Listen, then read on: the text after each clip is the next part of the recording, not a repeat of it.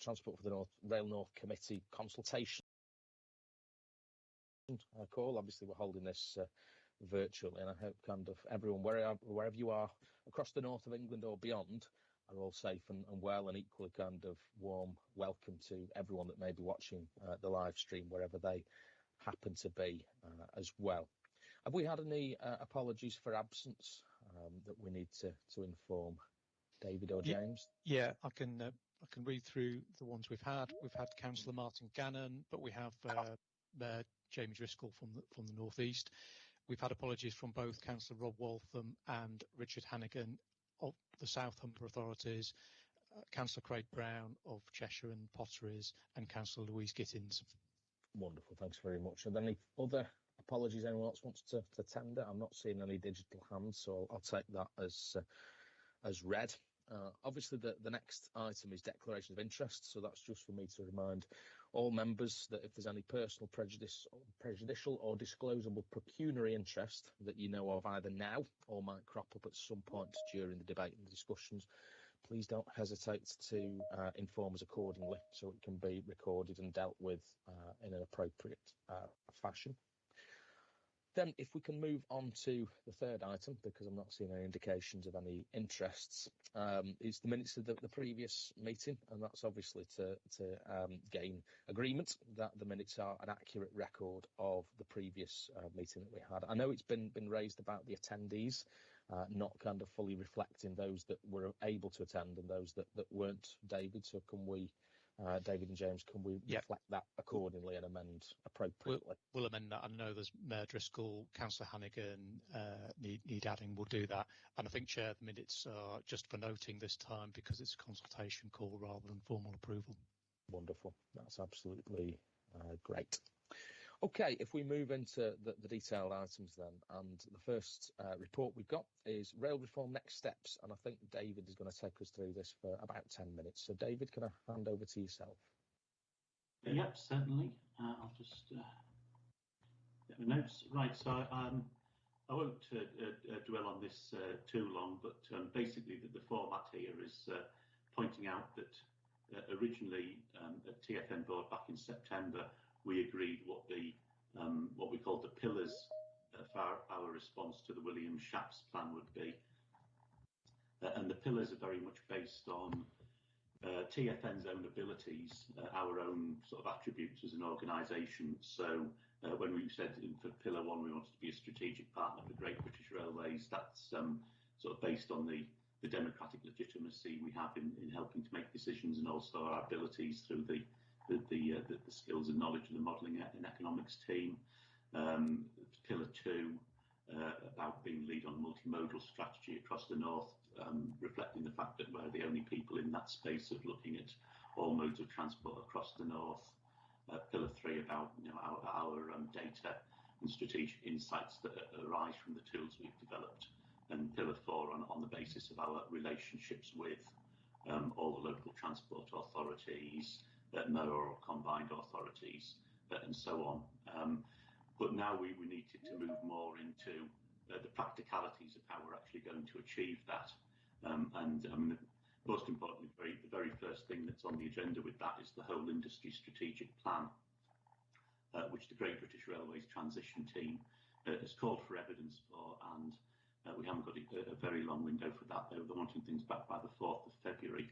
So what we're planning to do is take a paper to TFN board on the 25th of January, explaining what our response is going to be. I mean, in the whole industry strategic plan call for evidence, it's quite structured in terms of what has been asked for, and it's about translating our policies and evidence we've already got into that format to clearly show what TFN's position is with regard to those questions.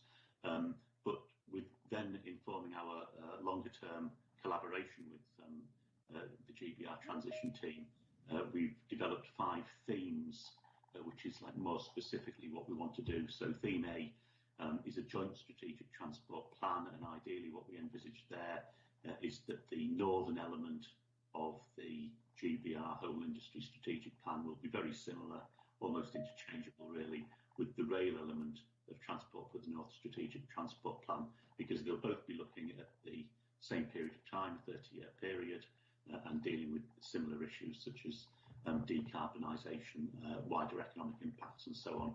So that's theme A. Theme B is stressing the outcomes that we want from transport investments, so not just the outputs of a certain number of trains per hour between A and B, but what sort of impact we want that to have on local economy, social inclusion, labour market agglomerations, and so on. Theme C is prioritising a pipeline of investment. Again, that's something that really TFN can do, of a multimodal pipeline of investment, saying what it is we want in what order, what are our most valuable interventions that we want to see. Theme D is the idea of double devolution, so there'll be operational devolution within the regions of GBR at the same time as we have more devolution to city regions and unitary authorities and so on. In particular there, looking at how they collaborate with each other and reminding you that TFN's policy is still that we'd like to see a northern route within GBR, but that doesn't seem to be on their agenda at the moment, but that's an issue that will come up again. And then finally, Theme E is an attempt to come up with better metrics, really. We're talking about what we're calling a profit and loss account for the North, which will look at what we're getting as compared to ideally what we'd like, and looking at all the wider impacts of investments on the environment, the economy, social inclusion, and so on. And so we want to develop a better way of monitoring how investment in the region is actually going. And so this paper really is to ask for endorsement that these are the 5 themes that we want to take, first of all, into our response to the whole industry strategic plan, and then into our wider collaboration with GBR in future. Excellent. Thanks very much, David. That's really useful. Are there any questions or comments anyone wants to raise at this stage? Not seeing any digital hands, so I'll just sort of say I kind of strongly endorse the report and look forward to it going back up to the board. Particularly strongly kind of welcome and support that kind of deeper discussions with all the kind of mayoral combined authorities and other authorities across the north of England on that double devolution principle. We know that that's something kind of that's worked really well in places like the Town and Wear Metro and with Merseyrail. I know there's large parts of the north that would like to kind of have an even more devolved settlement, so more to the north, but certainly more to a kind of local level as well. I've got both Jamie and Susan indicating, so Jamie, shall I bring you in first? Thanks very much, then.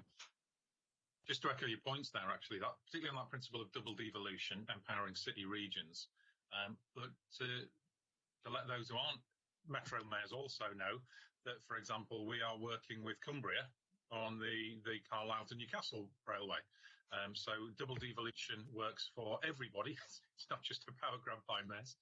And on point E, this point about a profit and loss approach, we've said many times, I've sat on many panels and said, we are not afraid of accountability. We want accountability because we're close to the action.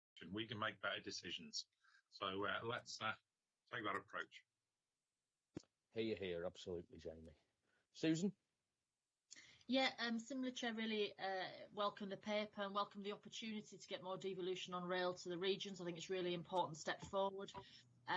Just encourage TFN and government, actually, Network Rail, to look at how somewhere like Yorkshire works as a region, because obviously we're not homogenous. We're not just coterminous with all our boundaries. We're codependent all parts of Yorkshire. So it'd be interesting to see how the model also works. You see it working in Yorkshire as well. I'll just put that in. Thank you. Yeah, absolutely. David, do you want to come back? You've just indicated. Yeah, thanks, Chair. Yeah, just to kind of respond to that point, really. One of the other things in the paper that we've pointed out is we have got the benefit of the Rail North Partnership in the north. Now, that doesn't give us full devolution that we aspire to, but it is a strong building block. The indications are that Great British Railways wants to build on those type of partnerships. Within the partnership, we have the provision for some further devolution through the business unit model. That's what we want to explore specifically with individual regions, and that doesn't have to be just the city regions. We'll look at what works best in each geography, but I think that would give us a good step forward, maybe as phase one of that further and double devolution. So we want to really use that power that we already have alongside. I think we also refer in the paper to the powers that we have around fares and ticketing, which we think we could use to support the rollout of pay-as-you-go ticketing, which is now clearly a national scheme that's been taken forward. Okay, that's brilliant. Thank you, David. So are we happy to agree the recommendations in that report? Oh, Martin, you want to come in? I just wanted to just add to what David said, Chair, by just making the point to the committee that we're obviously making sure we keep track of progress in the legislative framework that's going to be taken through Parliament to establish Great British Railways. And I think one of the benefits of this work we're doing as TFN is we can actually feed into and make sure that the legislative and advise how the legislative framework needs to work, but equally make sure it builds upon what exists at the moment. But we'll keep the committee cited on that as that moves forward in the new year. Thanks, Martin. That's really useful as well. So if we're happy to agree to all the recommendations in that report, I'm not seeing any dissent, so I shall take that as read that we can agree. And then move on to the fifth item, which is the Rail North Partnership operational update. We're going to take about 30 minutes for this, and Gary's going to introduce it, but we're also going to have very brief updates from Graham from Trans-Pennine Express, Mark from Northern, and hopefully someone from Network Rail as well. Gary will be able to kind of confirm whether we've got anyone from Network Rail. So Gary, if I can bring you in, and then if you want to sort of then introduce each of the partners from the operating community, that would be great. Thank you. Thank you, Liam. So I'll take the report pretty much as read. I guess almost moving up a layer from it, it's a continuation of what we saw last time. Our growth, the return of patronage in the north is well ahead of the national average for both of our operators. We've been through autumn, we've not seen the same sorts of levels of disruption that we've encountered in the past, so that we're really pretty happy sitting opposite the talks that they are exercising that stewardship of the returning demand in the network in the way that we would expect to see. We certainly had some recent performance dips due to autumn. That's near inevitable. I think there are one or two lessons learned or lessons to be learned that the operators or Network Rail can highlight for us. Big achievements in the period, that transfer that you'll see in the report of Neville Hill Maintenance Depot, I think that will feature quite strongly in Northern's business plan for the coming year. It's been spotted as a location where a fair amount of investment in both infrastructure and processes will be needed to make that a kind of truly modern undertaking that will support performance rather than being something that needs an awful lot of care and attention on a daily basis at the moment. Still seeing headwinds, I guess, in driver and crew training due to the lag that still existed from the long-term COVID prevention of training. Again, the operators can give you more detail on that, but I would note that just this week we're seeing from a couple of locations with the impact of Omicron that something that we thought we were getting to the point of putting behind us is likely to continue for quite some time as the folks work out how best to address that. And as it says in the paper, and we'll come on to, we've been working with the two operators in terms of their service agreements and follow-on contracts and business plans to ensure that we get that continuity. Trans-Pennine Express, I think all good news in terms of how they've been working with us under the direct award, how the service quality regime has been prepared and launched, and probably in cross-country and Avanti, I'll refer to the paper according to its terms. They're not operators I'm just as close to, but again, I think the general growth build back until very recently in passenger numbers and preservation of good levels of performance that we've seen across COVID. I think I said this last time, I guess I would repeat it again, we can still see that in the north, the timetable does have its fragilities, which points still to the importance of pushing on with the Manchester Recovery Task Force outputs and also continuing to have that close view on where the East Coast Main Line timetable ends up, so that we're not inadvertently introducing any new sources of delay or performance challenge. Good news on the Boxing Day service updates. Just working through the last of what that service will look like in cost between Liverpool, Lime Street and St Helens. May 22 timetable. Again, I think we've worked through your officers to highlight what it is that is anticipated to take place in May 22, and we just need to tie that together with the last of the business planning work to ensure that we're all joined up. Deck 22 a little bit further off, but some coverage in that as well, which we can go into as need be. And Manchester Recovery Task Force update. I think we've all seen the launch of the second consultation. Good news in that Northern and TP have a mirror consultation going on there, so we're avoiding that, issues that we had in the East Coast with various operators and part and parcel consultations that one had to read their way through to get the whole picture. We've certainly avoided that around Manchester. And the headlines and performance, I guess I'll invite you to read as they are.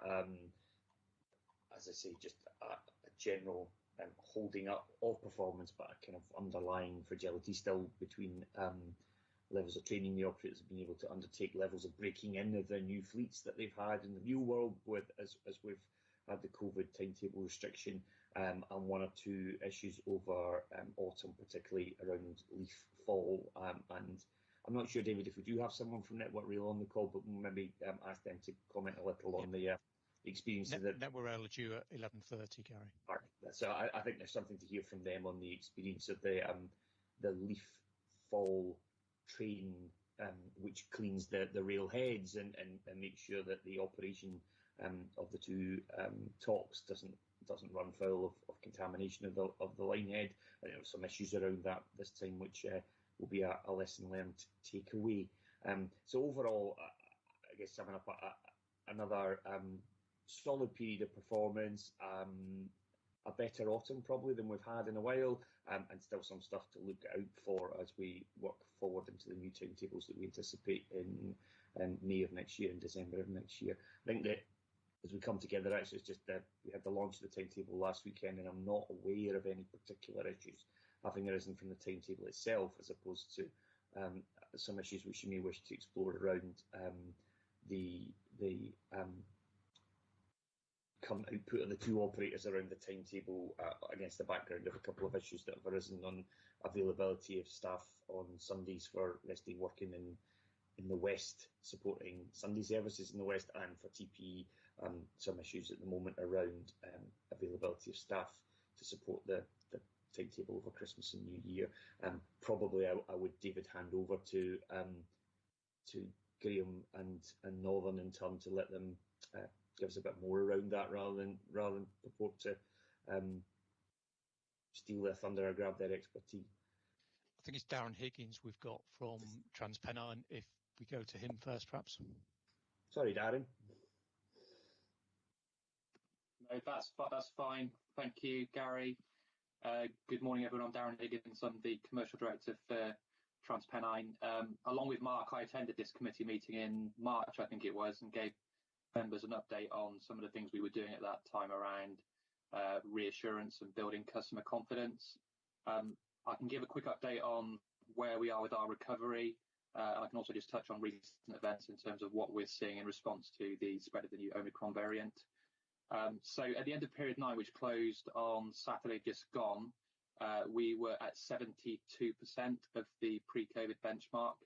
So this is effectively comparing the latest 4-week period back to the same reporting period 2 years ago. As Gary said, generally TPE has performed ahead of both the UK rail and long distance sector benchmarks in recent months. I think it's important to note actually period 9, the severe impact of weather, particularly Storm Arwen, but also the emergence of Omicron in the second half of the period.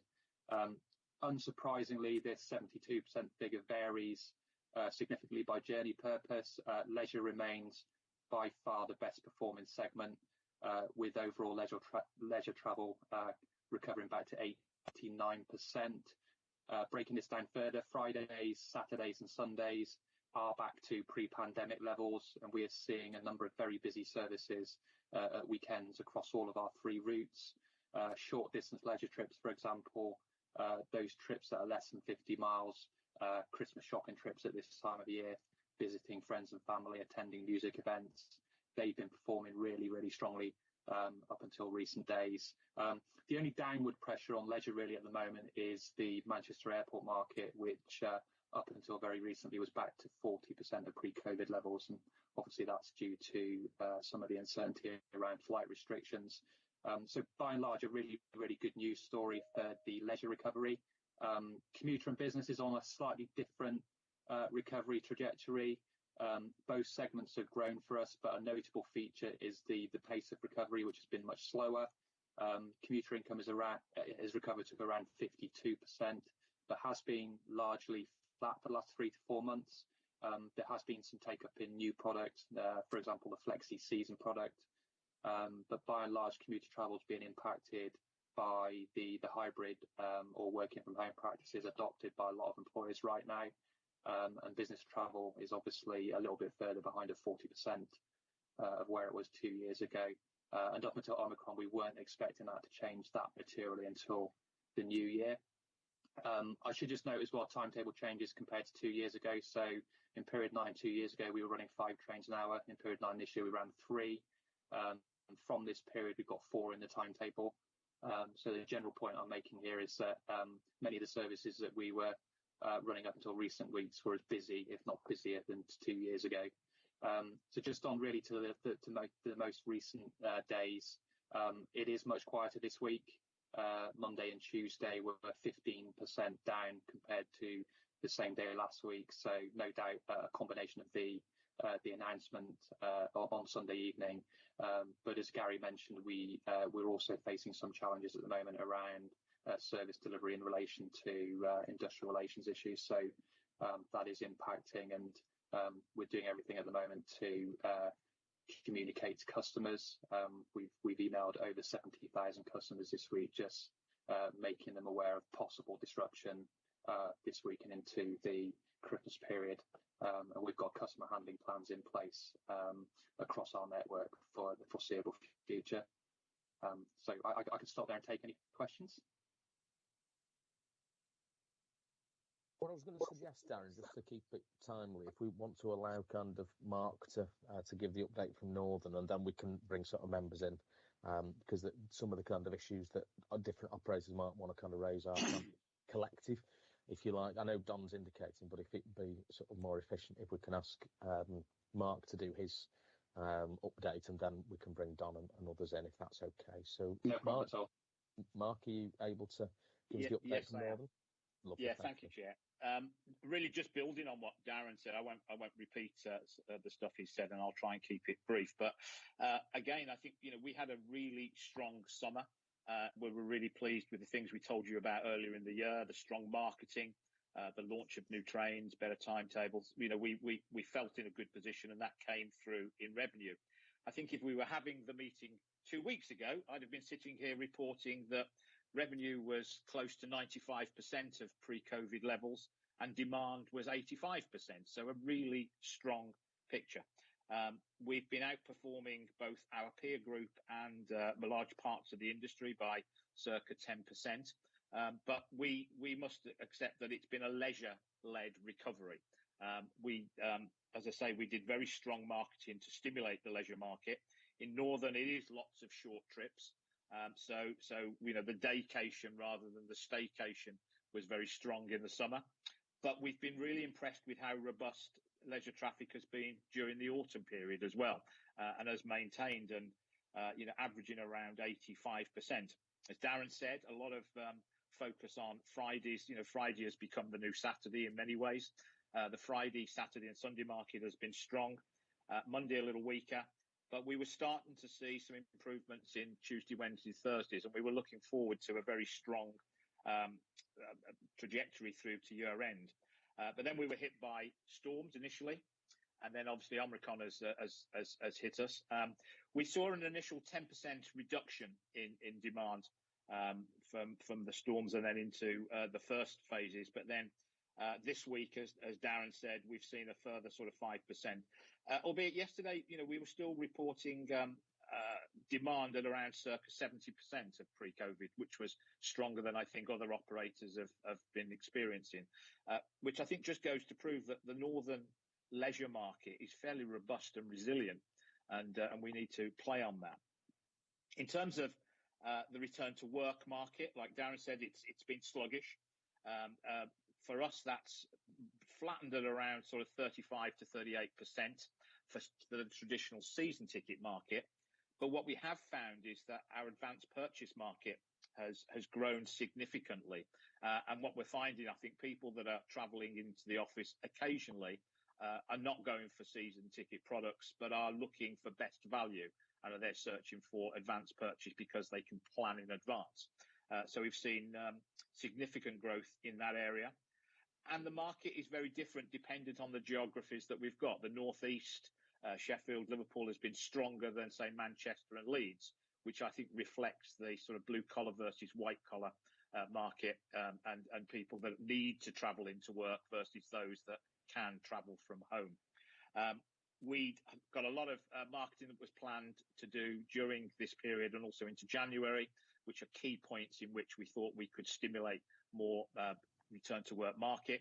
Clearly, we've put a lot of those things on ice whilst we've got the uncertainty of the latest COVID outbreak. But some of you will have seen the adverts and the marketing that we've done, and the work we've done on improving the quality of our product, which is coming through in our customer sat surveys. And we measure net promoter score as our core metric, where for those customers that have travelled post-COVID, we've got a really strong positive net promoter score.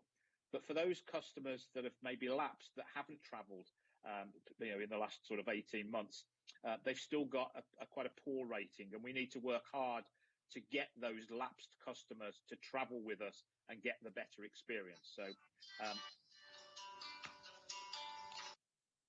that's an overview of trading. From an operational point of view, I mean, we're in a rapidly evolving situation, so it's difficult to show you trends.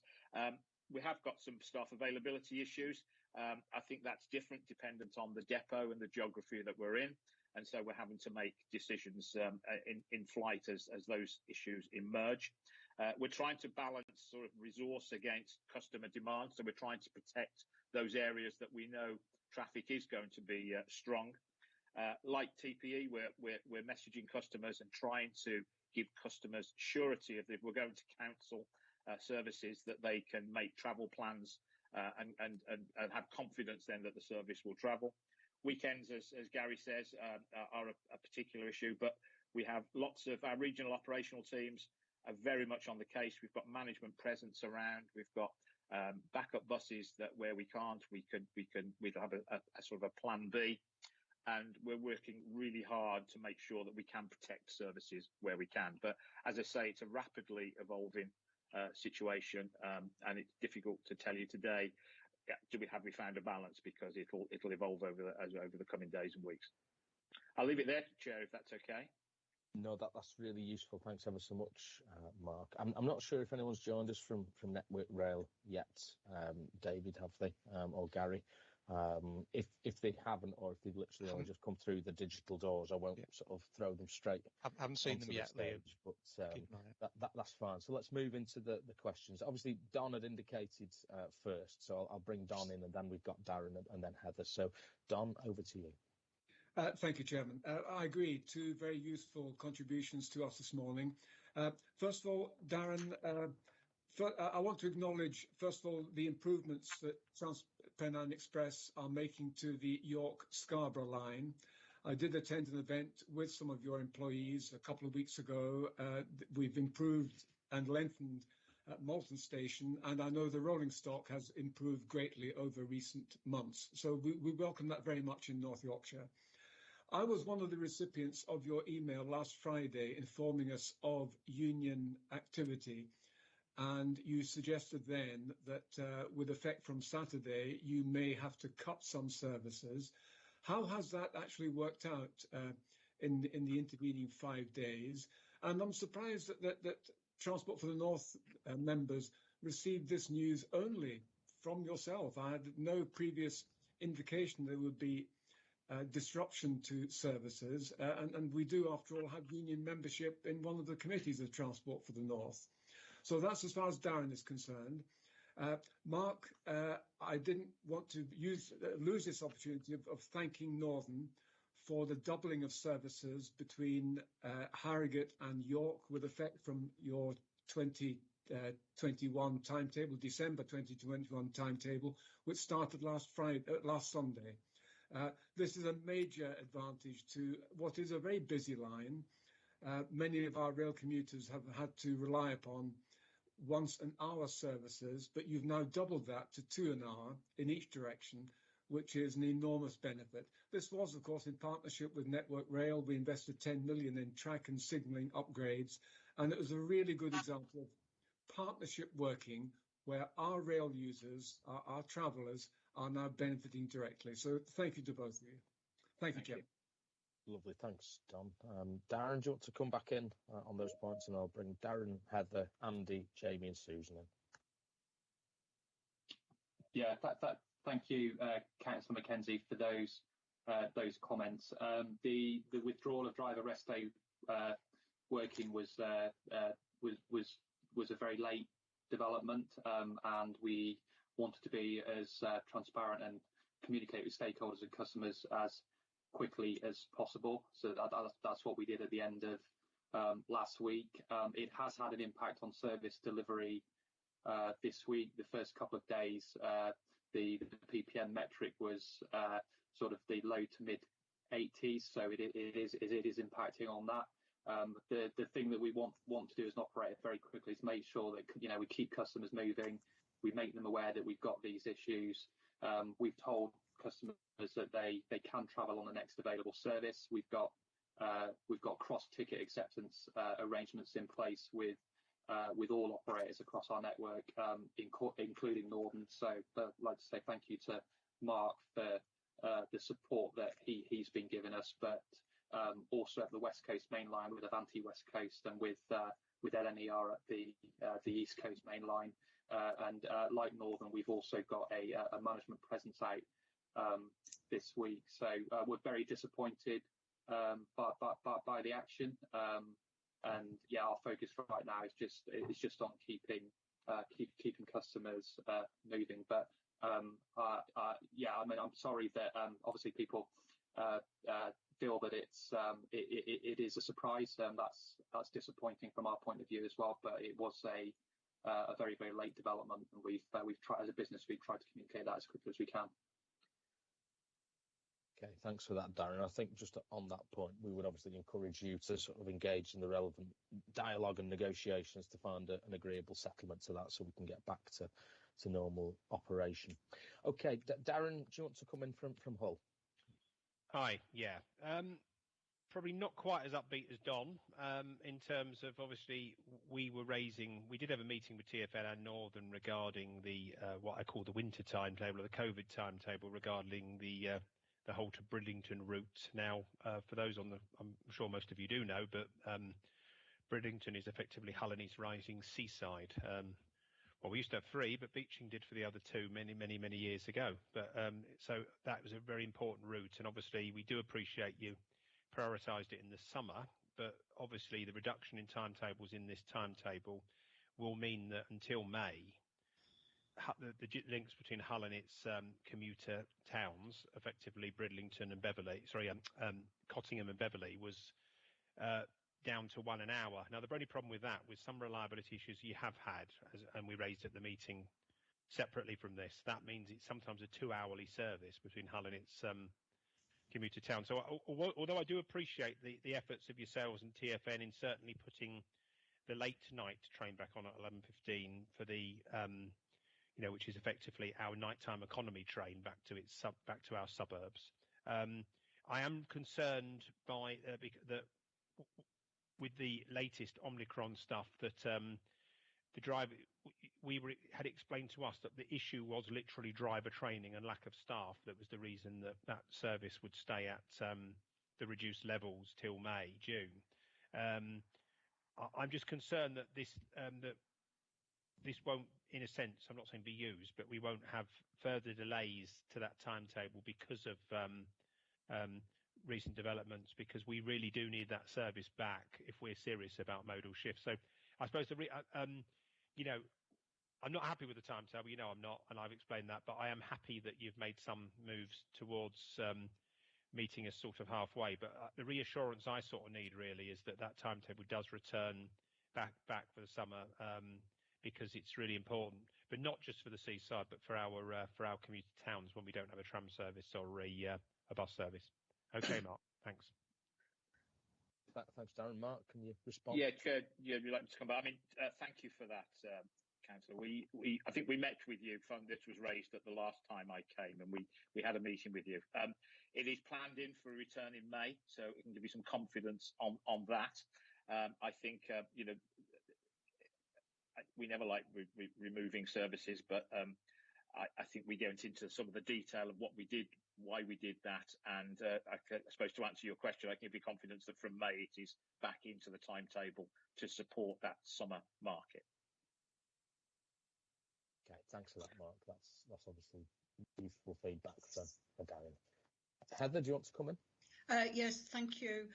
First of all, Mark, in Northern Trains, I understand for the feedback that we've got that the passenger levels are holding up very well in the Tees Valley area. I just wondered whether you could confirm that. I mean, we're very pleased about that, and that's the feedback that we're getting. Are you nodding? So you obviously agree with that.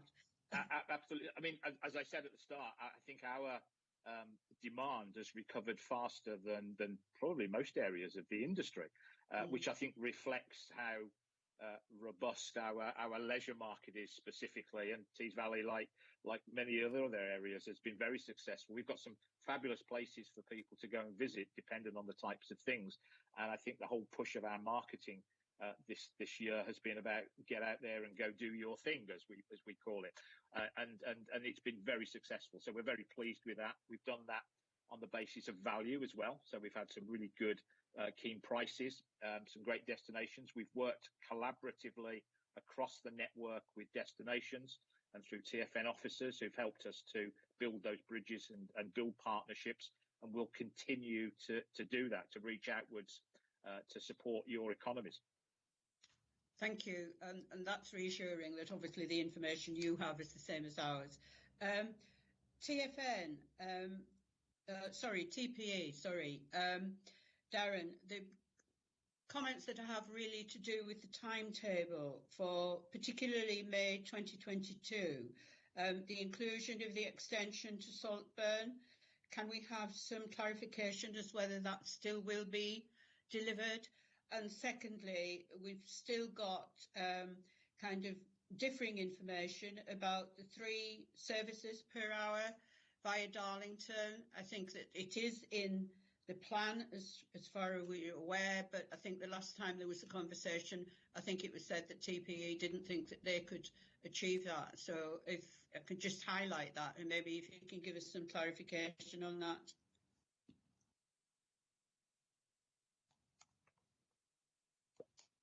Yeah, so Councillor Scott, so in terms of the Saltburn service, that is in our proposals to call it Saltburn in the peaks from May 22, but we've still to go through the business plan process with RNP and get that formally approved, but that's certainly in our proposals. Lovely, thanks for that, Darren. Andy, do you want to come in? Yeah, thanks very much, Chair, and thanks for the updates. I mean, from our perspective, although we certainly recognise the strong leisure market that Mark was referring to, I think the feeling here would be that performance overall is mixed for the reasons I think Darren gave. Obviously, there was the cancellations at the weekend, but obviously, I suppose the weather has played a role. We will always probably face a bit more disruption because of the infrastructure congestion, the congestion caused by infrastructure. The specific I'd like to raise, Liam, of course, actually there's a couple. The first one is on that issue of cancellations that we're seeing. I just want to know, under the new contracts that operators have, how are operators penalised for cancellations? Because we don't want to get back into a world where there just seems to be a sort of sense of this stuff can happen without any consequences, which is where we were. The board will remember, the committee will remember, and I think we need to understand what are the consequences. We can't just have services cancelled, willy-nilly, particularly at weekends, and then a sense that there aren't consequences for that. So it'd be good to know what that position is. Just a specific then, Chair, if I might, and this is probably one for Darren, and it relates to the proposal that I think TPE are making to swap services in the December 22 timetable. So I think that they're intending to swap Liverpool to Scarborough and Piccadilly to Hull, with Liverpool to Hull and Piccadilly to Scarborough. They're proposing to switch those services. We believe that presents the opportunity to reintroduce 2 trains per hour all day at Greenfield and Mosley, so stations between Stalybridge and Huddersfield. And I think our analysis, we're pretty confident that can be done. Now, they are key commuter places for us, and certainly residents in Greenfield have mounted a very, very kind of strong and justified campaign for 2 trains, per hour on that important line. So I'm looking for a commitment today, Darren, and hopefully via the timetable process, that we can have those all day 2 trains per hour, and perhaps as early as possible, but I'm guessing that would be May 23, given that some time will be needed to just see how the 2022 timetable is bedded down. But I want a commitment today that we will have 2 trains all day, Stalybridge to Huddersfield, as soon as possible. Thanks, Chair. Thanks, Andy. Can I suggest that Gary perhaps answers the question about penalty clauses first, and then we'll bring Darren in to answer the specifics about the potential for Stalybridge and Greenfield. So, Gary, do you want to come in on the contractuals first? Sure, yeah. So both or each of the 3 different types of performance that we're used to, cancellations and short formations, are still covered inside the new form of contract, and they feed through to the bonuses that or the performance payments, apologies, that the operators can expect to receive. They also have attached to them remedial plan provisions and so forth. Northern's is slightly different because it's a service agreement, because we're dealing with the operator last resort, and there's sort of less purpose in trying and purporting to fine yourself effectively, but it's one of the areas that we're looking at for the contract change that we'll have with Northern in March of next year, when their original service agreement comes to an end, and we're putting in place an extended direct award effectively with Northern, during which we're looking to zero in on just that. How do we replicate in our relationship with Northern, without just creating a money go round, the ability to come back to yourselves and say, this level of performance has triggered this level of response. I mean, what I'll happily do is take an action away, because that's a fairly poor description. I know I'll take an action away for your officers and turn yourselves to just describe exactly how those work just now, and your officers will be involved in our crafting of the follow-on contract to Northern in any event, which will start alongside the business plan. Really, as soon as we get the business plan in, we will be in a position to start to share stuff back out with Northern. So I'll take that away quite happily. Lovely, thanks, Gary. Darren, do you want to come in on the specifics of Stalybridge and Greenfield?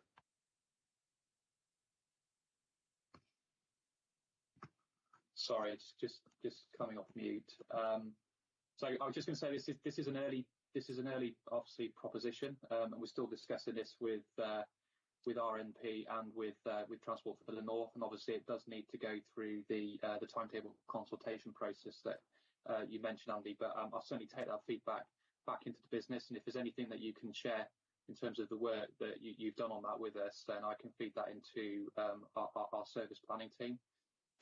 Definitely want to introduce a service that's attractive to all customers, but I'm not a service planning expert, so I don't want to say yes categorically we can put those calls in. I think we need to go through the due consultation process, and it's just to point out, it's not May 22, it's December 22 at the earliest.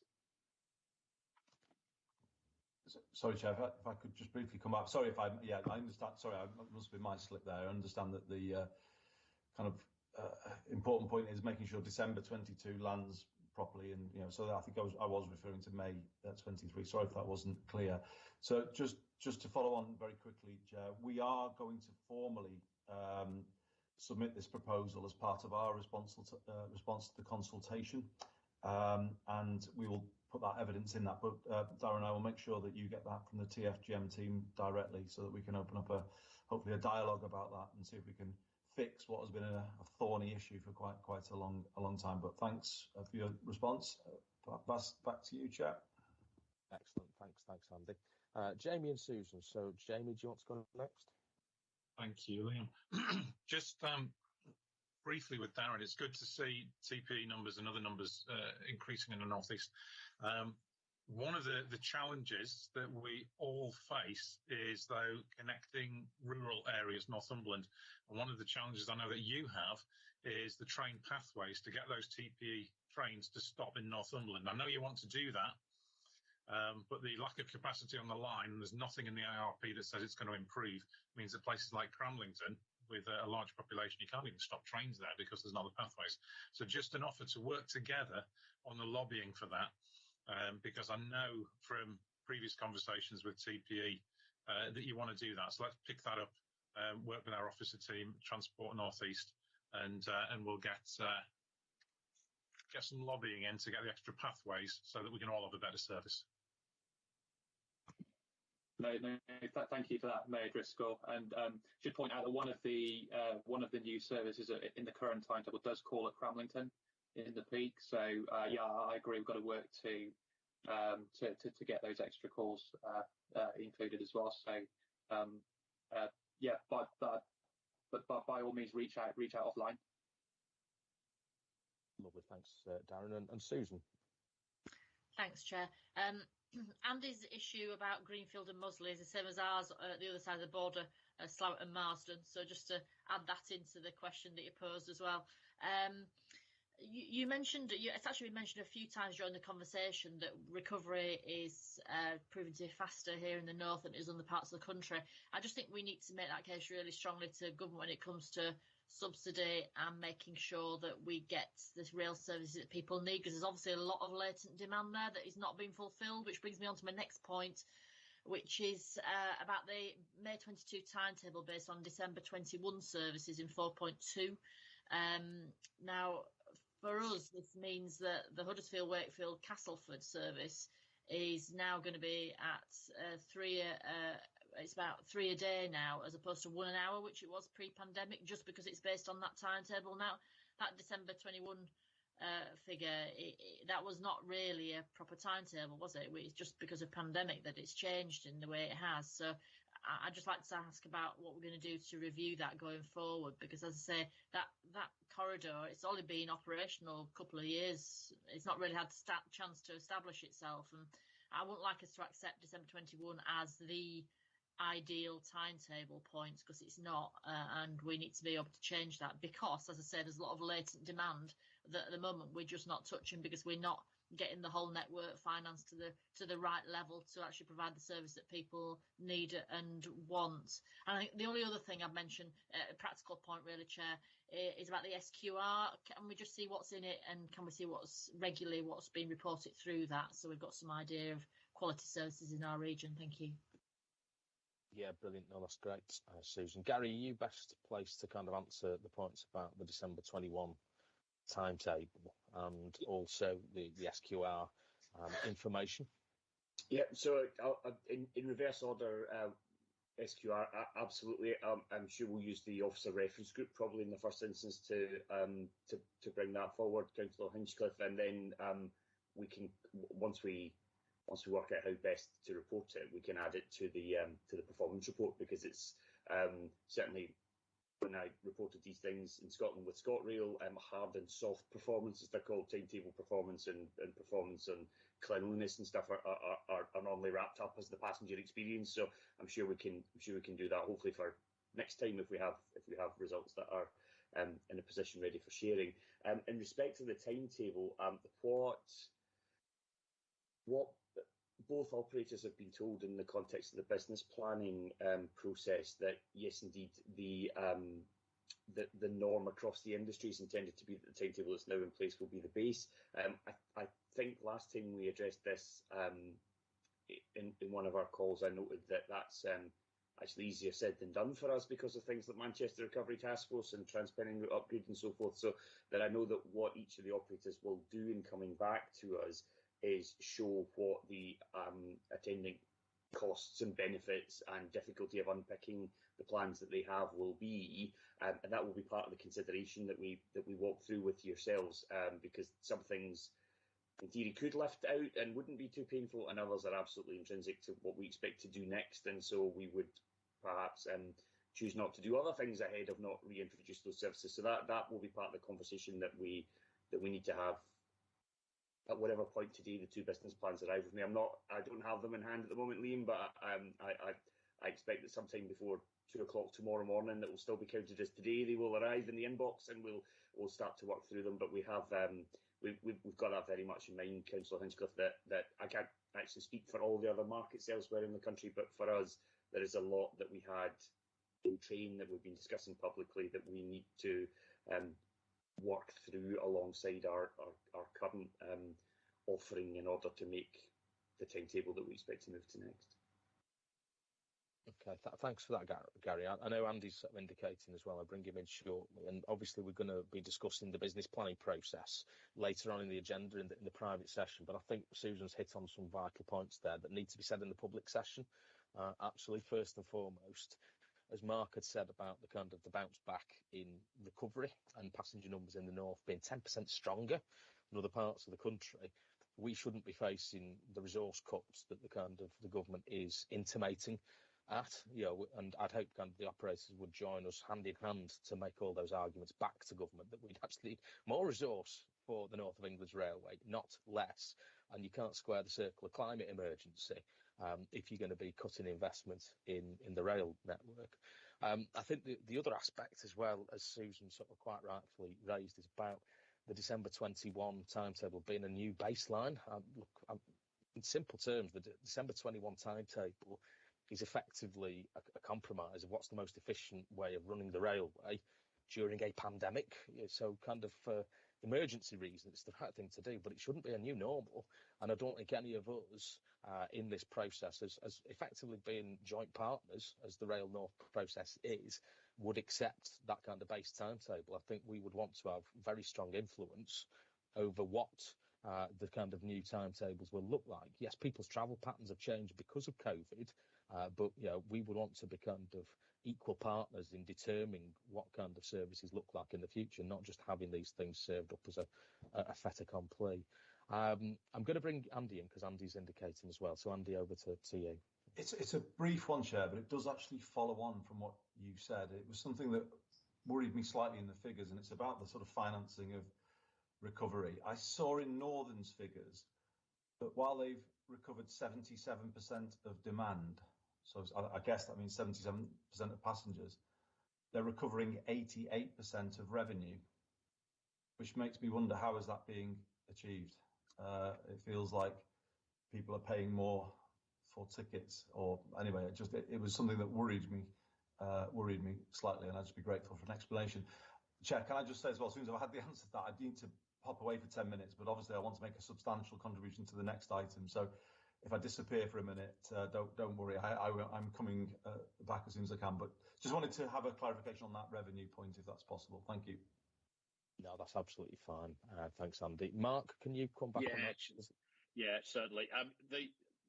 The difference in that mix is because obviously season ticket and commuting traffic is a lot less than it was, which season tickets are heavily discounted.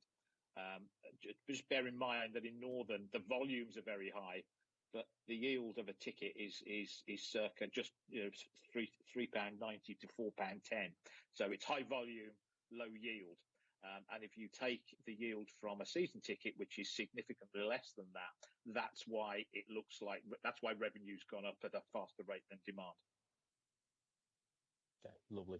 Thanks for that, Mark. Does that make the case for more flexible ticketing, though, Chair?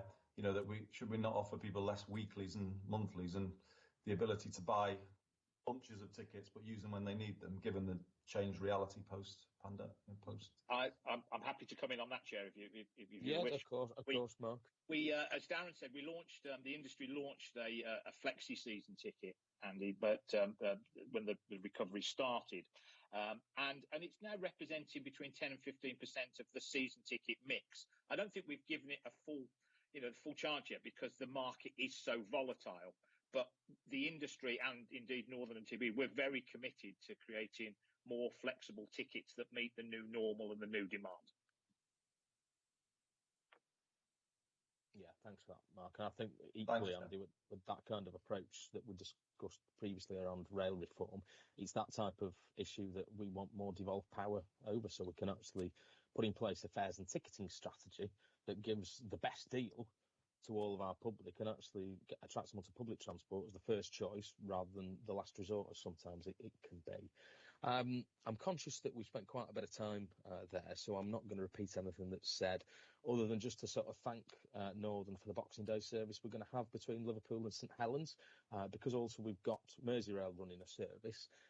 Actually, we believe that we're the first city region in decades to have all of our lines, whether it's the Wirral line, the Northern line, or the city lines, as we call it, out of Lime Street, having a railway service on Boxing Day. And we hope what's being pioneered in the Liverpool City region this Boxing Day, engineering works notwithstanding, could become modus operandi right across the north of England on Boxing Days into the future. So we'd kind of put on record our thanks for that and look forward to that happening in future years as well. Okay, if we can note all of that report accordingly. David, do you want to come in briefly? Just to say, Chair, we do have Matt Rice from Network Rail on the call now. I didn't pick up any specific questions for Network Rail that would need to be directed to Matt, but just didn't want to kind of let the item pass without noting Network Rail are here if there was anything.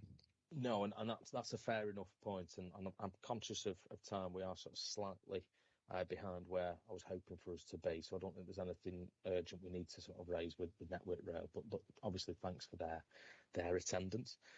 Should we move on to item number 6 then, if we're noting item number 5, and I'm not seeing any dissent to that. So item number 6 is the Manchester Recovery Task Force. David, do you want to briefly introduce? And I'm conscious Andy does want to kind of contribute, so if he's still with us, I'll try and bring him in first after you've done a brief intro. Yeah, thanks, Chair. So I think obviously this is something of a standing item now, given the discussions we've had previously. So essentially this paper is an update on progress on two fronts, really, the December 22 timetable planning and the infrastructure and rail map side of things.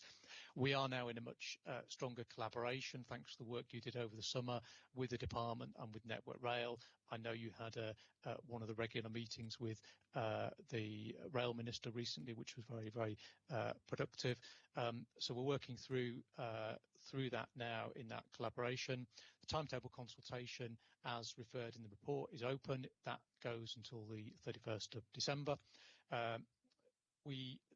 Just to note that the consulted timetable does include changes that you've helped bring about, including some early and late Sheffield to airport direct services and some cross Warrington services. Of course, both of those don't give everything we want, but it's an important movement from the previous version of the timetable. So the outcome of that consultation, when it closes, will be reported through to committee members. I think just to highlight, though, it's not a consultation on the structure of the timetable, which was the first part, but it's on the detail and the calling patterns. So essentially, it will be for the train operators to respond to the points that come across in the consultation and tweak the timetable where they can before they actually put that into the system formally. But we'll certainly report on the consultation feedback and the actions that the operators are taking. The rail map was then the key thing that you helped secure over the summer. We're now calling that, incidentally, a Manchester Rail Blueprint rather than a rail map, but it's the same device. It's about showing how the infrastructure improvements, either committed or in the pipeline in development at an early stage of development, would link to future service changes and service improvements back towards the levels of connectivity we had previously. That blueprint is now owned by the task force, which is the combined group of operators, Network Rail department, ourselves were represented alongside TFGM. So that has got broader ownership now. They are consulting on the development of that. We've had a couple of direct one-to-one meetings with members of the committee. We have more planned, and there's more ability to schedule more meetings if anybody wants one that hasn't got one yet, to make sure we capture the things that you want to see in the development of that blueprint.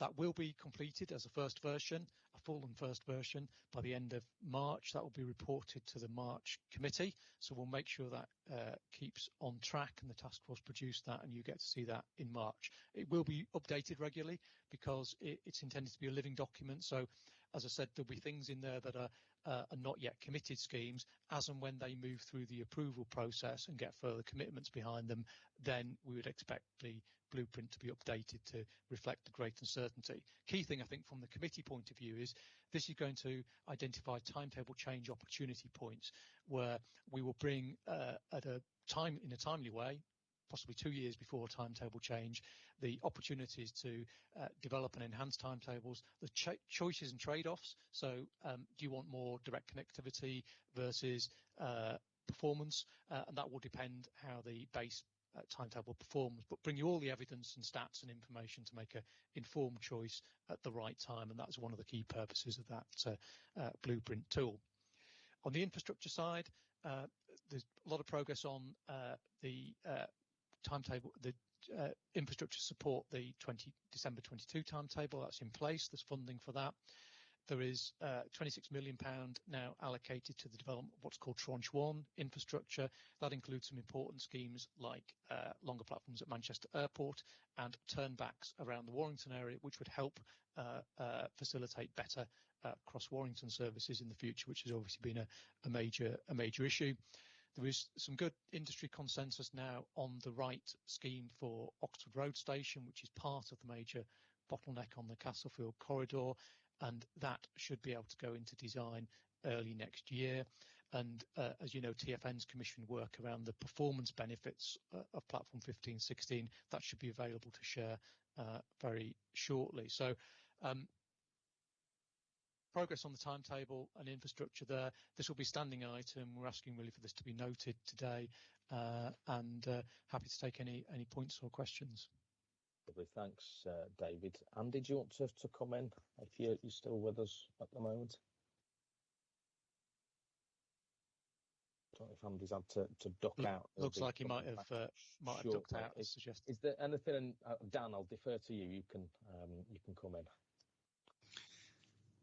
Thanks very much, Chair. I think really useful update from David, and I'm grateful for it. I think it is necessary just to remind people of the context of all of this. You know, we find ourselves in what is undoubtedly a suboptimal position, and that is as a consequence of a protracted period of underinvestment in our railway network in the north of England. This is not a conversation that a Transport for the South type body would be having, because it would have been sorted years ago. So in a very sensible business-like way, as leaders across the north, we are trying to make the best of what is frankly quite a bad situation. But I do think it's necessary to continue to make the point that we do require a sustained period of investment from national government. I'm afraid the integrated rail plan and the lack of commitment to Northern Powerhouse Rail will not give us what we need to put these things right. Turning to the practicalities, though, of making the best of it, I do welcome the £26 million of investment. That is useful. What I need to see from a South Yorkshire perspective is a reinstatement of the direct train connection between Sheffield and Manchester Airport. The loss of that service is very, very significant for businesses, for our universities, and for the wider city region. And further to that is the clarity about the ability of the upgrade of the Hope Valley line to accommodate a third fast train. That was the original intention of the upgrade in the first place. And the work of the Recovery Task Force, or the blueprint, what we're calling it now, has called that into question.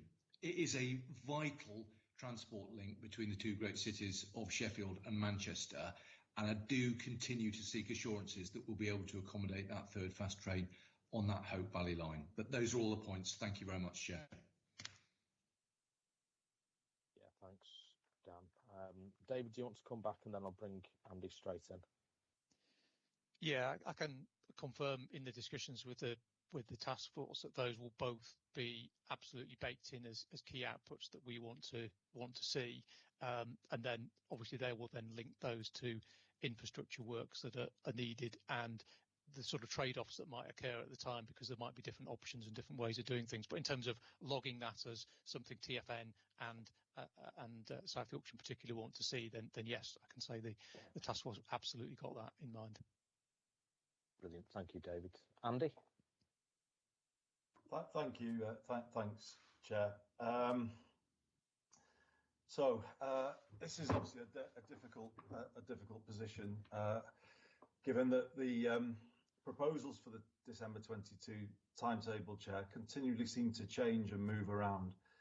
And the latest information I have is that we're going to lose some weekend services in the latest proposal that's coming forward. And we were talking before, weren't we, about the importance of the leisure market and how important that is, particularly to Manchester.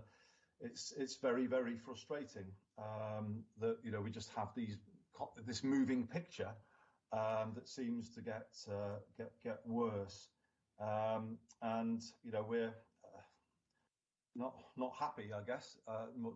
Nor is anybody, particularly towards Marple. There seems to be a kind of a proposed service cut in that area, Rose Hill Marple.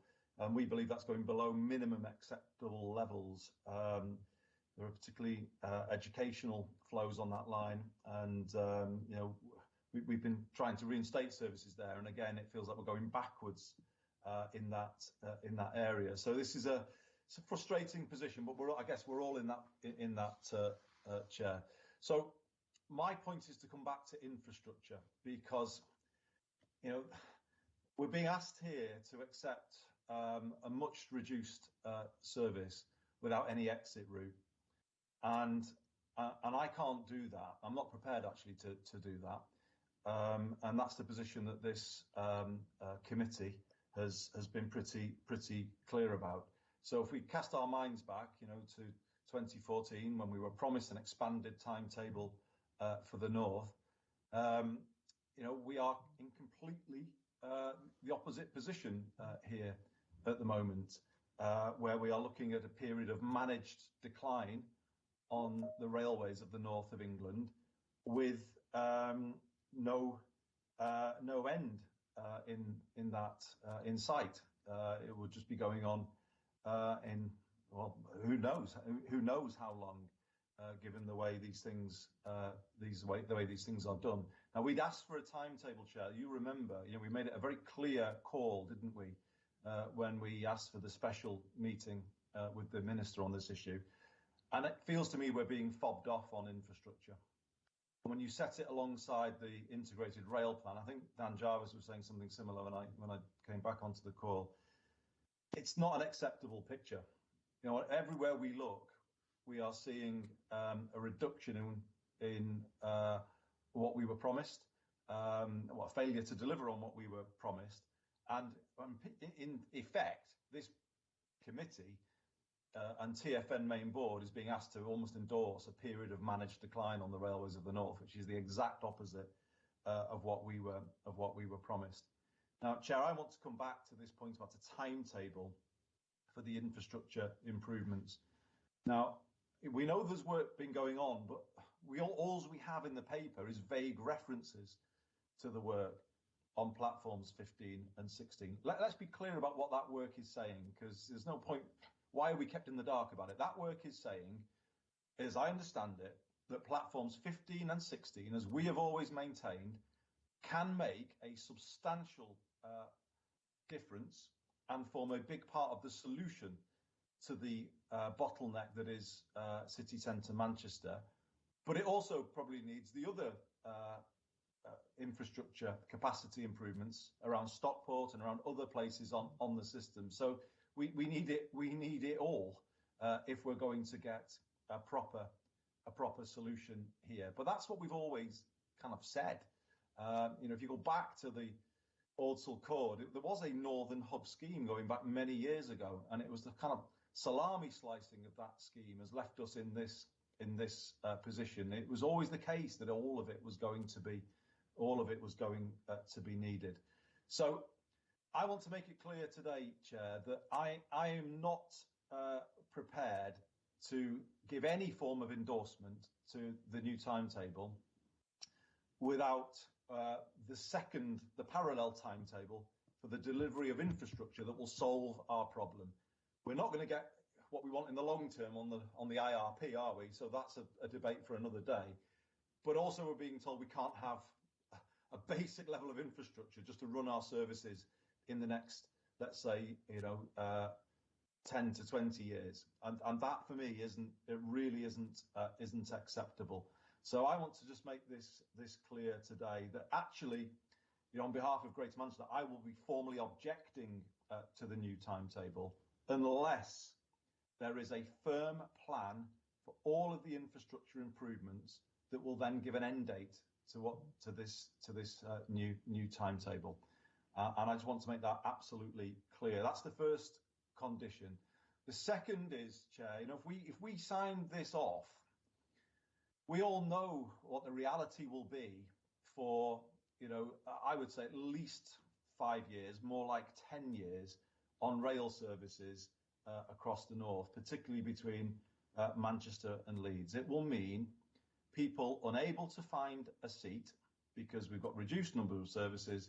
As we've heard today, there's strong demand for rail in this area, but we will not have the capacity to meet the demand. And what will that mean? It will mean what many of us experience when we go to TfN meetings in Leeds, standing up all the way back to Manchester. And that will just be the reality for people for years and years and years to come.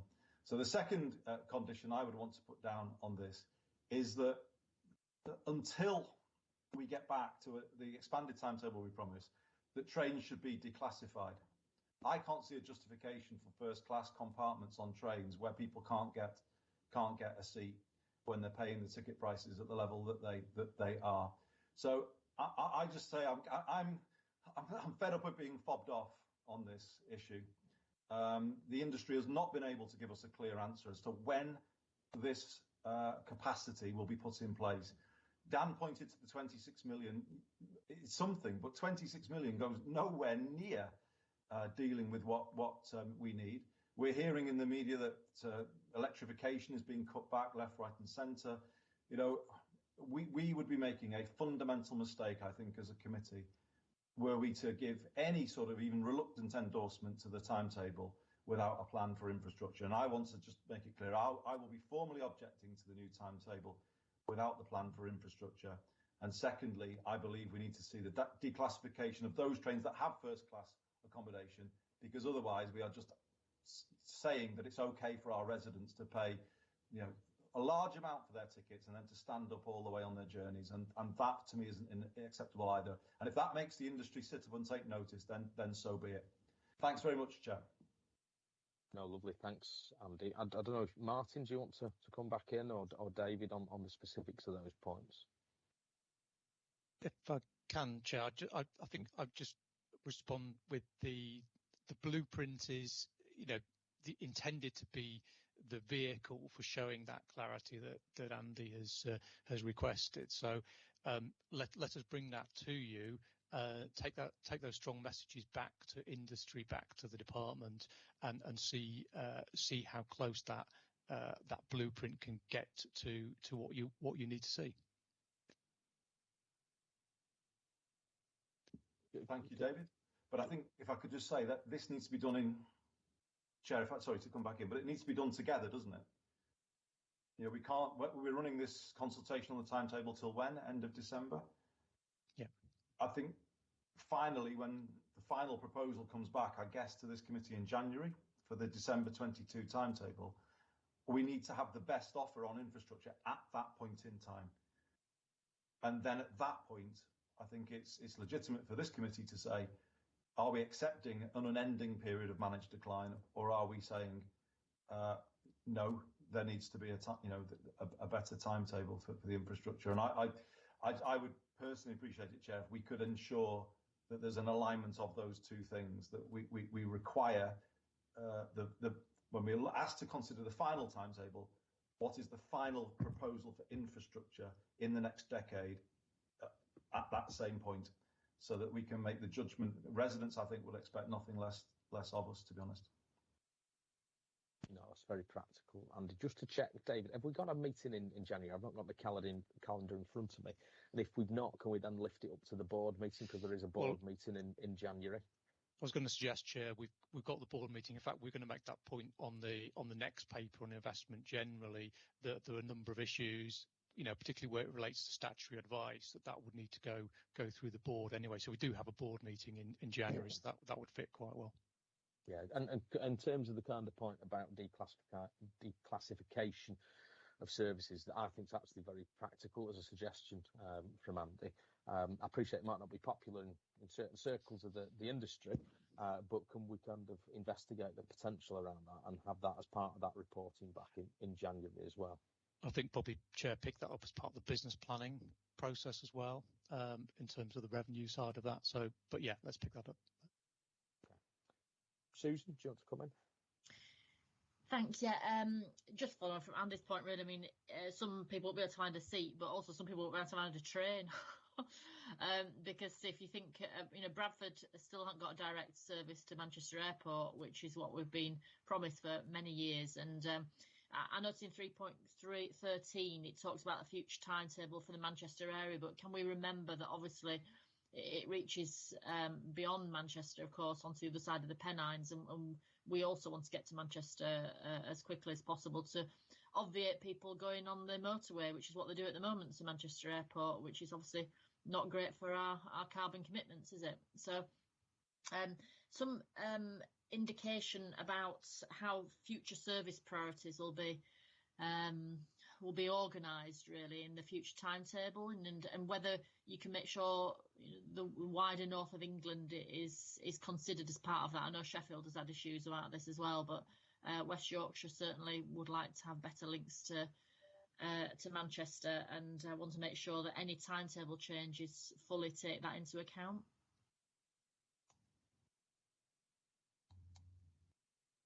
Yeah, absolutely. David, do you need to come back on that point, or is that pretty much as read? I think that sort of thing we pick up as part of the blueprint anyway. Okay. I'm very conscious of time. Heather's indicated, so I'll bring Heather in. And I also appreciate that Karen Shaw, who's deputising for the Cheshire authorities, has put a detailed question about a service from Knutsford into Manchester in the chat. So if I can ask officers to pick that up and go directly back to Craig and Karen about that point as well. But Heather? Well, yes, I mean, I hear what Andy's saying, but again, I would just remind people we have the same problem, certainly as far as the East Coast Main Line is concerned and timetables. And I appreciate you've got the blueprint for Manchester, but this is something that we are raising, and I think we need a blueprint for the East Coast Main Line area, and that's something that I would be raising. We've all got the same problems that you have, Andy. We are concerned about the timetables and the effect that it certainly does have, and I'm sure Jamie will support what I'm saying as well. We are extremely concerned. So while we support you, we will be looking for your support for what we want to do as far as our side of the country is concerned. Okay, thanks for that, Heather. I could see Andy's indicating, but I think as a united North, we've always supported one another, and that's what we want to do. And this is a kind of result of decades of underinvestment in our part of the country. And I know we're going to touch on that point you make specifically, Heather, in the next item. Andy, I'll give you the very final last word on this, and then we'll move on to item 7. Yeah, I wouldn't want there to be any any sense that I don't fully support you, Heather, in wanting those improvements for your side of the country as well. Of course I do.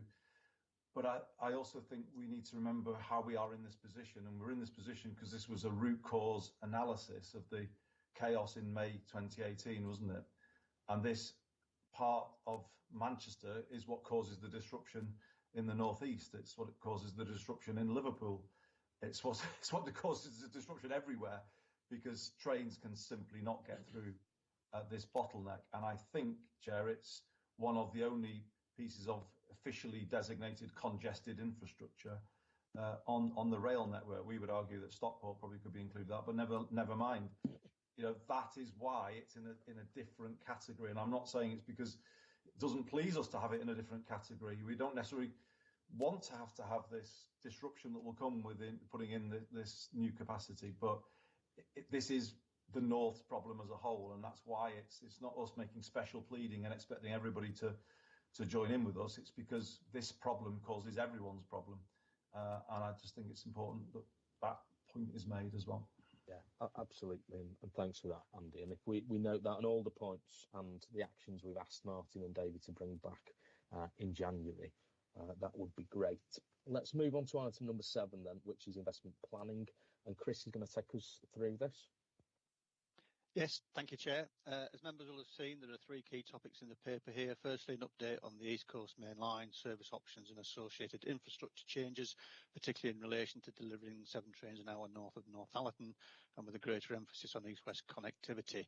It also refers to the impact of proposals in the IRP for infrastructure upgrades to be delivered, and it also refers to TfN's proposal for a rail map, or blueprint as we're now calling it, as David has identified earlier as well, which I hope that Councillor Scott will be pleased to see, and we will be pushing for that to be established for the East Coast, because it does seem like the right kind of thing to be doing, where you have these rather complex series of infrastructure changes, and that they need to be linked to the services that we all want to see. The second issue in the report there is on Leeds capacity issues. Leeds is an interesting one in this context. It highlights the existing and future congestion issues and constraints in the area as well, and particularly that when you look at all the different delays in the Leeds area, it's about the 3rd worst area in the country, certainly in the north, for delay minutes. It highlights the positive reception by DfT and the industry to the case that was presented by TfN jointly with WICA for broader consideration and development. There's obviously a lot of work going on at Leeds at the moment, and has been since 2000 realistically. My take on what's going on there is that we're doing fairly minor updates now. There's slight amendments to platform lengths. There's slight amendments to platform widths and so forth. And when you look at the bigger picture of all the proposals for development, and particularly proposals to link employment to residential areas, that all needs to be taken into account. And we've made the case that DfT have accepted, it's been reflected in the IRP, which is good to note, that a broader piece of work needs to be undertaken. The IRP mandates Network Rail to lead that. So we now must make sure that we work with Network Rail such that that piece of work addresses the reliability and connectivity challenges, such as better services from London to Bradford, because that's what's needed to make that happen. The final element in there is a reference to the Rail Network Enhancements Pipeline, the RNEP as we refer to it, which is the mechanism by which DfT fund enhancements and upgrades. In the report we say that a verbal update will be provided, and the headline message as of today is that there's still no final decision on the RNEP programme. It hasn't been published by DfT yet. They tell us that they are currently reviewing funding priorities within their CSR settlement, and looking at the impact on rail infrastructure schemes. They've told us that exercise is expected to be completed very soon. We have heard that for a short while now. When we get that, the report advises that we need to undertake an analysis of it, review it, compare that to the northern priorities, particularly the investment priorities in our strategic transport plan, and then we will engage with DfT on the contents of that programme and influence it as best we can. The 3 recommendations basically are asking for progress to be noted. Lovely, thanks for that. Chris, I've got Jamie first, and I'm sure there might be 1 or 2 others. So Jamie. Thanks you, Liam. Thanks for the update, Chris. A week or 2 ago, trained down to London, and I got there from Newcastle in 2.5 hours. That's a good 25 minutes faster than apparently the fastest time. Now, it happened because at the time I was going, it was a quiet time. It was an early morning one. That shows the issue in the IRP, when it's notable the IRP is full of lots of coulds and possibilities and being explored. The Northeast does not need to be explored. This is not deepest, darkest Peru, where Paddington Bear is going to emerge from the jungle. We know what's needed. We had this infrastructure in the 1840s. Now, the problem is, and the IRP acknowledges this, it's subject to stopping patterns. If all the trains run at the same speed and stop at the same stations, you can get loads of trains up there. So this idea that we'll have a look at this, we'll have a look at that, we might get 7 trains an hour through. Previous studies have said that only works. We're going to be trapped in these same discussions of, well, you can't run that train from Liverpool to Edinburgh because if you stop at the places where people actually want to get on and use the service, you're going to slow down the big trains coming from London to Edinburgh. And these are the problems. East-west connectivity is the same as north-south connectivity for us. They all run on the same infrastructure. So one of the problems in the IRP is that it didn't take into account the fact that the metro is part of the rail system, just because it's not heavy rail. You know, Liam, it's very good that the Liverpool City region is making these strides and running services on Boxing Day. Of course, the Tyne-Wear Metro has been running services on Boxing Day as far back as I can remember, you know, because it's a local devolved service, we've had the ability to do that. If we start to look at things like the Tyne-Wear Metro and other services as part of the same system, then we'll start to see the business case for things like reopening the Leamside line change radically, because the travelling public don't really care what colour the train is when they get on it. They just want to know, can they go from A to B and, frankly, get the same ticket all the way through. And while we're on the subject of infrastructure, stations, of course, are key infrastructure, and stations only work if you have staff there to operate them. And it's notable that the LNER proposal, LNER run the stations, are going to reduce 23 hours a week of station staffing in Newcastle, a major national railway station, 43 3/4 hours a week in Berwick. People rely on stations being staffed, particularly people who want to change their tickets. I'm sure everyone here has had to do that. You know, the advanced ticket, you've got to go and you get it changed if you want to change it. You can only do that if you're there. And it's so complicated sometimes knowing which train you can use at which time that you need expert advice. And there's a lot of people aren't on the internet. And then there's the issue of security at stations, particularly late at night. People will feel safer. We'll get more people on the trains. So that's important. So this approach for the phrase used is rail map, something akin to the task force in Manchester to sort out the East Coast Main Line, because this has been a mess for a long, long time. Dan's absolutely right, and everybody else. This is the result of decades of persistent underinvestment. And the problem always is, someone says, oh, well, which little silo shall we put it in? It doesn't belong in a silo. It's a system-wide problem. We've got to deal with it as such. So I'm absolutely behind this. Totally support what Heather said. And I'm speaking to Martin Gannon, and I know he totally supports it. So let's do this. Let's get political representation on it, working with all the partners, and actually get this problem solved and recognise that it's an integrated system. Excellent, thanks, Jamie. I kind of wholeheartedly support everything that you've said there. I particularly love your badge, by the way. You've making a really sort of strong point about the fact that the north of England does not have enough staffed stations anyway, and we certainly should be pushing back very, very strongly about anything that reduces staffing hours at stations or takes staff off stations completely, because we know how vital that is for the travelling public. So, yeah, very much strongly support everything that you just said there.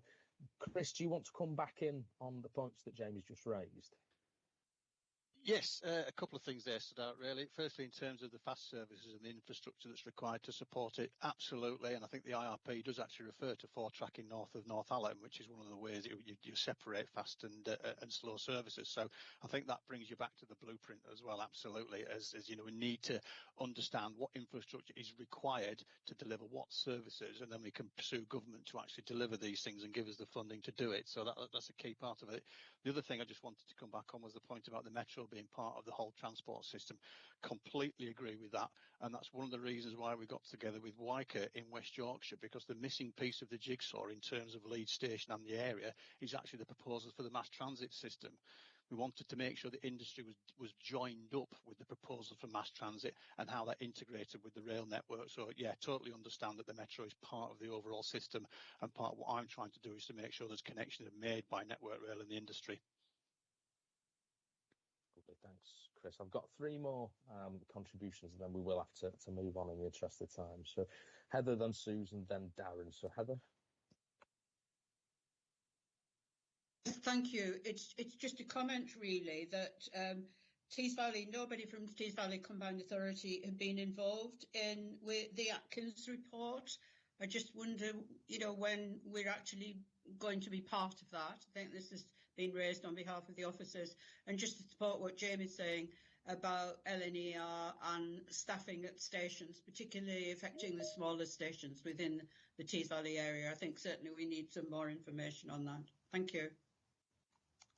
Lovely, thanks for that, Heather, and obviously David and Chris, if we can rectify that sort of issue of Tees Valley involvement in those studies.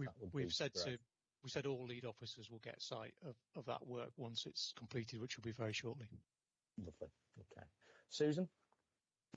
Thanks. Just briefly from me, Chair. I think it's a good update paper, and I just wanted to say really pleased to be having those constructive conversations with Network Rail, TfN, etc.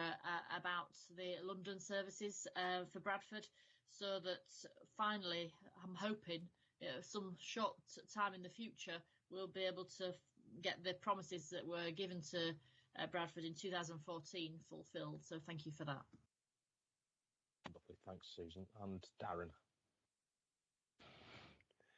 I won't make it a Christmas quiz question, but you know what I'm going to say, don't you? In terms of Hull, I'm a bit disappointed we're only mentioned in brackets in one paragraph and one word akin to Leeds, but I will hang it on Leeds. If you're serious about capacity and modal movement around Leeds, as I've said many times on this call before, most of our commuter towns in the East Riding, outside of Hull, in the next authority along, look to Leeds. They don't look, some of them look to Hull, some of them look to Leeds. So without that electrification, without a commitment to that electrification, at some point the trains won't be able to run from Hull to Leeds because they're not going to be bimodal, and if they are, we'll get the rubbishy rolling stock. So if we're serious about integrated transport, is what Susan said about looking at a Yorkshire solution. It has to be, for it to work, it has to be seen to work for all of Yorkshire, not just part of Yorkshire. So I know we went from being probably the quickest boots in the ground option on the TfN IRP to being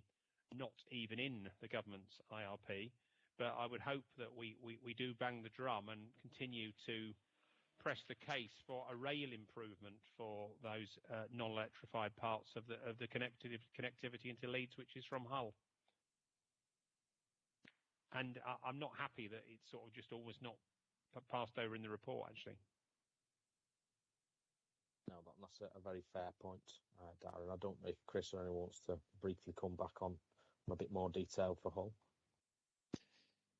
I think, Chair, just say when the RNEP comes out, that was intended to be an opportunity to paint a more comprehensive picture across the whole of the North.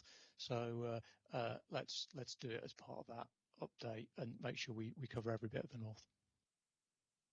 Brilliant. No, thanks for that, David. Obviously, if we can move the recommendations there, and I'll suggest if actually we can elevate this to the board in January to allow Martin as Chief Executive to potentially kind of exercise his role of statutory advice to government about how we want a rail blueprint approach, particularly for the East Coast Main Line. I would also suggest for the issues around Leeds, but as a principle for any of those kind of bottleneck locations across the North's rail network. I think that's a really important way of working into the future. So if we can agree all of those things accordingly, and I'm not seeing any dissent, and that'll give us just shy of half an hour to deal with the last item. Obviously, item 8, I have to move the relevant exclusion of press and public. Before we do that, for anyone watching at home, it is appropriate just to kind of wish everyone a very healthy, happy and safe Christmas and New Year period. So wishing all those people at home or wherever they happen to be the very, very best for the festive period. But if we can move the relevant clause of the Local Government Act 1972 we can then move into the private session. So if that's agreed, and if you can let me know when we've